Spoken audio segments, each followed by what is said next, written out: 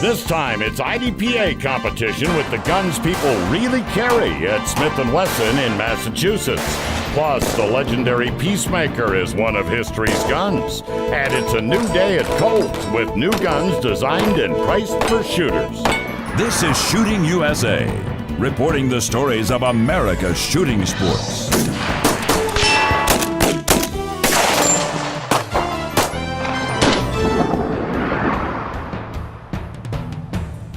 The International Defensive Pistol Association considers these backup guns not big enough to be your primary defensive firearm on the street or in IDPA competition. But in fact, millions of us carry these guns, but we don't shoot them much. Well, with this in mind, IDPA and Smith & Wesson created a match specifically for these guns, small semi-autos and revolvers, to get people competing and sharpening their self-defense skills. It's limited round count, no timed reloads, and no drawing from a holster to make it as new shooter-friendly as possible. And in 1 year, it's proven to be very popular. John Scouten has our coverage from Massachusetts. It's the shooting sport created from self-defense with firearms, focused to utilize the guns most people actually carry. Backup gun is where IDPA truly started. You know, it's truly the essence of what IDPA was intended to be. Backup guns are what people carry all the time. This is the Smith & Wesson IDPA Backup Gun Nationals, held on the historic ranges of the Smith & Wesson Employee Shooting Center. The indoor venue allows stage designers to be more detailed when creating the courses of fire, a valuable asset when building interesting and challenging shooting scenarios that adhere to the traditional model for backup gun competition. No draws from a holster, no reloads on the clock, and 5-round strings of fire. IDPA actually allows 6 rounds and reloads on the clock and a draw from the holster for backup gun competition. Smith & Wesson has more stringent safety requirements of the 5 rounds, no draws from the holster, no reloads on the clock, which is fine. You know, we think that's great. Hey, they host the competition. It's wonderful. But it does create some challenges to designing stages that are interesting and enjoyable and challenging within just that 5-round string.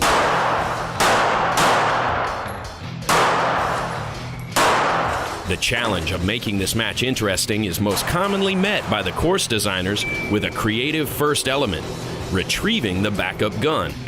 On many of the stages, it's a unique starting position for the firearm, like under the chef's dome at the dinner table. The stage Trouble for Dinner. 3 strings of fire, 5 shots each string, 5 targets. First string, strong hand only. Second string, support hand only. And on the third string, it's freestyle, but when you retrieve your firearm, you release the swinging non-threat targets. Are you ready? Stand by. On the stage right next door, there's another non-threat target in the way, and this time, the shooter must get their gun from the piano stool.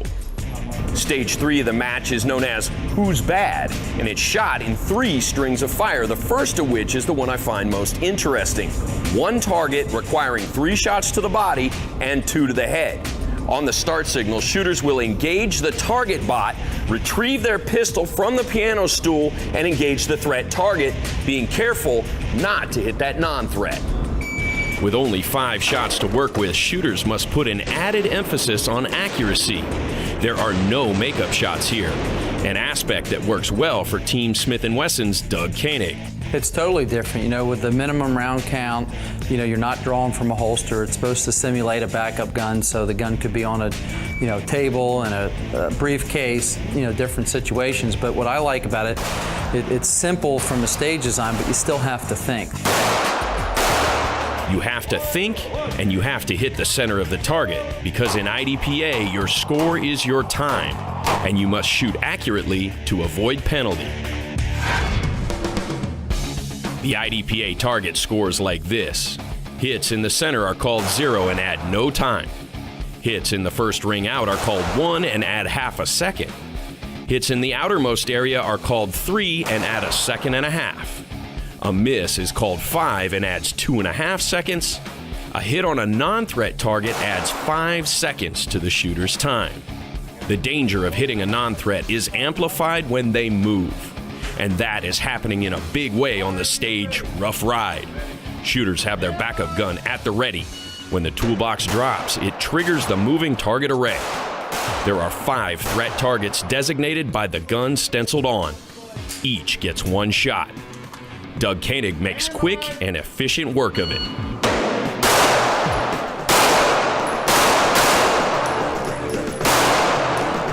I like the fact that it's simple. It's 5 shots, whether you hit, whatever. There's no gaming it out. And there's no gaming the IDPA backup gun size and weight inspection. If clear, slide forward, trigger, empty magazine, insert the pistol in the box, please. Once the size requirement is met, it's a physical inspection of all safeties, followed by the scale to measure unloaded weight, 29 ounces maximum for semi-autos. The process is the same for revolvers. The box is slightly larger, and the maximum weight is 38 ounces. The size and weight limitations are seen in all of the IDPA's divisions, and in backup gun competition, it's as simple as selecting one of the many factory options out there. For me, it's the Bodyguard 380. And backup gun competition is a welcoming challenge for all of the participants in the match. We'll meet some of the adaptive shooters next. Introducing the M&P M2.0 by Smith & Wesson, enhanced for complete shootability. Featuring a new aggressive grip texture, the famous M&P optimal grip angle, 4 interchangeable palm swell grips for nearly any hand size, a light, crisp trigger with a clear tactile reset. Everything you love about the M&P pistol made even better. The new M&P M2.0, advanced by design. Shooting USA is brought to you by the M&P by Smith & Wesson, advanced by design. It's a sad fact that in a self-defense scenario, an adaptive person would be more likely the target of attack than someone perceived to be able-bodied. Well, if a bad guy were to make that assumption about any of the individuals you're about to meet, well, let's just say that's a mistake one would make only once.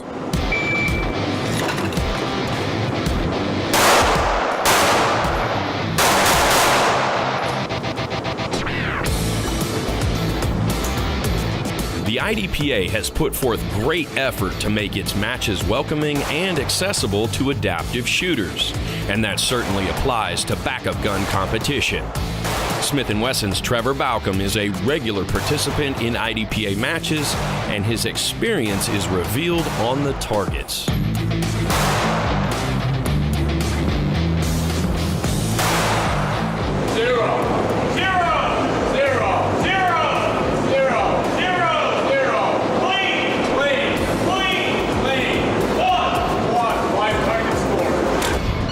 Another shooter with experience overcoming physical challenges and competing in the IDPA is Anthony Spinelli. And this year, he's doing it a little differently. Last year, I completed the entire course from my wheelchair, and this year, I decided I'd come back and do it on my feet and hope for another division win. The swingers, movers, I can hit those. Those aren't a problem. Shooting's not my problem. It's more negotiating the course of fire. So when it comes to taking a knee, standing up from a knee, any sort of movement that way is kind of tricky. Alongside Anthony, triple amputee Andrew Buttrell is shooting his first backup gun national. I'm right below the knee amputee, left above the knee amputee, and a left arm through elbow amputee. So yeah, that's pretty much it. How did all of that happen? I got blown up in Afghanistan. So. Very matter of fact. Yeah, it happened. The cool thing about IDPA is they just rewrote the rule book this past year, 2015, and Joyce did a really good job of making allowances for disabled shooters. I've been on prosthetics for 4 years, so I just do it on my prosthetics. But you can do it. There's always a way, really. Any way you look at it, there's always a way. And the proof is in Andrew's performance on the challenging stage Trouble for Dinner. On the third string, the non-threat swingers come into play, but Andrew isn't phased. His raw time for the string is just a tick over 7 seconds, and his total for the stage is 33.55. Mike Seeklander is the defending semi-auto champion here, and when you watch his movement, you can see why. He is very fast, but nothing seems rushed. String 2 is support hand only, and again, it's crisp and decisive shot placement from Mike. The final string now.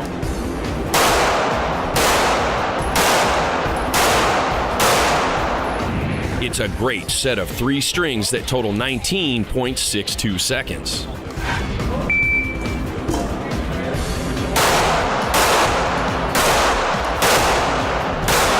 For Doug Koenig, the first 2 strings of fire on Trouble for Dinner are without drama, quick and clean.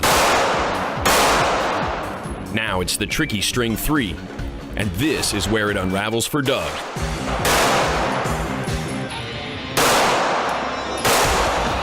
His 3 strings total 17.17, but 6 points down on the targets adds 3 seconds, giving the stage to Mike.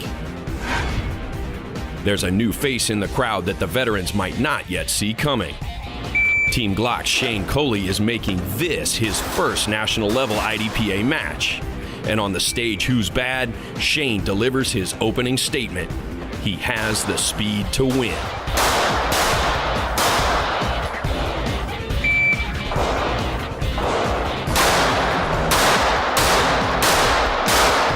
Shane's 3 strings total 17.30, but 6 points down on the targets adds 3 seconds.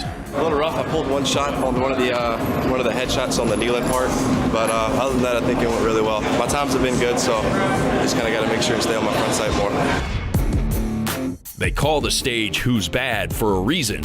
The threat targets behind the door are changed randomly between shooters, so competitors have to think on their feet. Another young gun who has the stuff to push to the front is Mason Lane. And on Who's Bad, the young SIG shooter lets Shane and everyone else know he is here to win.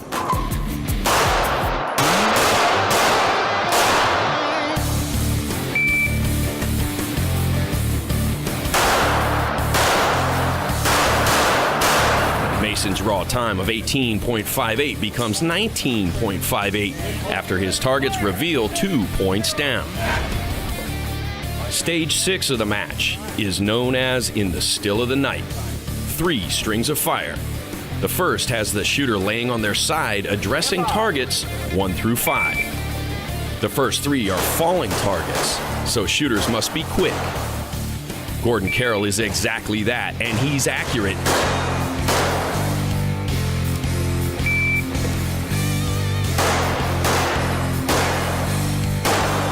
12.64 seconds total for the 3 strings and clean.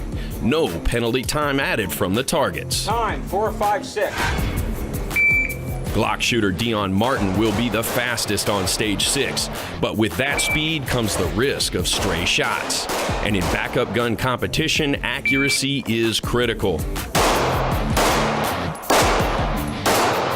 Dion's raw time of 11.56 becomes 12.56 after the targets are scored, just edging Gordon out of the top spot on the stage. Glock teammate Shane Coley is continuing to find the balance between speed and accuracy, and stage 6 will continue his learning curve.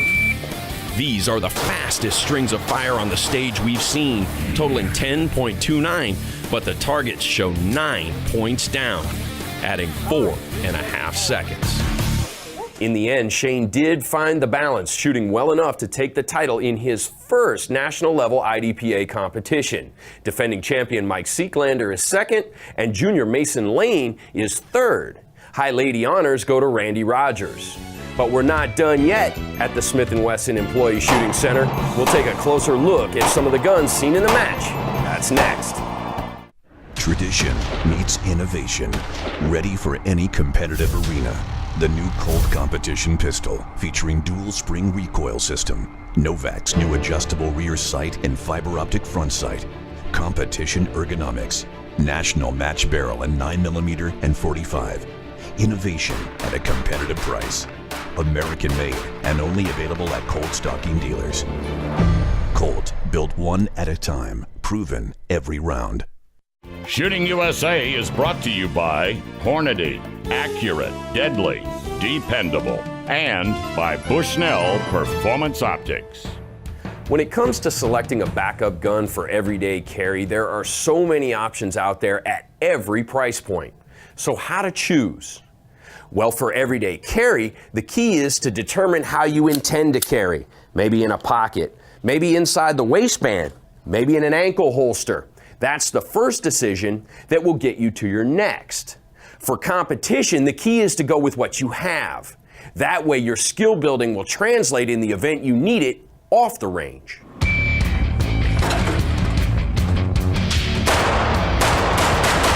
The choices for backup gun competition are as unique and varied as the shooters who compete with them. Get your, carry gun out and shoot it in competition. It's a good format to be able to come do that. For Doug Koenig, it's a gun he's had plenty of experience with. It's my standard carry gun. It's my M&P compact 9mm. So that's exactly what I brought here. Nothing trick, nothing, exotic or tweak. Stock trigger, stock 3-dot white sights. The gun shoots really good. I was shooting some groups yesterday at the range at 25 yards. They were shooting probably 2.5 inches offhand. And my claim to fame with this gun, I shot a coyote at 64 yards. So with boots and in my underwear. So that's a gun you can count on. And so is the SIG P320 that Anthony Spinelli has built especially for the match. So we've got the SIG P320, which is what I'm running, and it's a highly modular gun where instead of the frame being serialized, it's just a trigger group. So you can remove that trigger group, put it in any size frame from full size, compact, and subcompact, and any different caliber you'd like, 9, 40, 357 SIG. So what I've done is I've taken a subcompact slide to meet the requirements of Bug 3.6 inches or less, and I've installed that on a compact frame.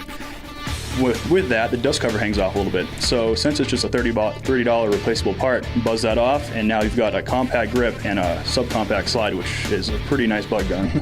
Anthony's SIG requires some slight downsizing to meet the regulations, and so does Joe Linsky's wheel gun. Shooting a Smith & Wesson Model 66, 3-inch barrel. It's got bobbed hammer, Pachmeyer grips with a little work done to them, so it would fit into the backup gun box. A little bit of polish work in there, so it's got a little bit of light and trigger, some things like that, but it's been working out really well for me so far. It's pretty much a tack driver. These 3-inch 66s, it's a great gun. K-frame's a good way to go. For Shane Coley, his choice is a Glock Model 26. I like 26 because it's got more real estate. I have big hands, so I need a big grip on the gun. No, I don't have the grip stippled at all. I put Trijicon HD night sights for some of the low light stages and stuff, and I did a trigger job to the gun to have better trigger than stock. So choosing the 26 for me was more of a personal preference. Allows me to have more control of the recoil and stuff, so that's the reason I chose that one. Team Smith & Wesson's Julie Golub is running the newest M&P Shield. So new, in fact, that it isn't recognized by the IDPA for competition yet. Sure, I am shooting the Smith & Wesson Performance Center M&P ported shield. I'm using the 9mm version, comes in 40 as well, and it is a fun little gun. I have a little bit of experience competing with a regular shield, the standard shield, in this match, but this is by far the first time a ported has ever been shot, and who knows, maybe there'll be a change in the rules in the future for it. You're also shooting full power ammo, which means a pretty impressive light show out of that thing. I am shooting some good hot ammo. I'm actually shooting carry ammunition, Federal Premium Hydra-Shocks here, and it has a little bit more kick than my target ammo, but it's neat to see. And I thought that I would notice the flash, but really I haven't, and that's kind of neat, especially in the lower light conditions. Like Julie mentioned, the ported barrel and slide of the M&P Performance Center ported shield is not accepted by IDPA rules for competition. But her performance in the match did prove valuable in debunking the scuttlebutt surrounding the release of the ported shield that flash from the ports would affect a shooter's vision in low light scenarios. Clearly not an issue for Julie. But next today, it's the story of the iconic carry gun of the 19th century. Jim's back with the Colt Single Action Army, one of history's guns. Out of all you'll spend on shooting this year, this is the most important, a membership in the NRA.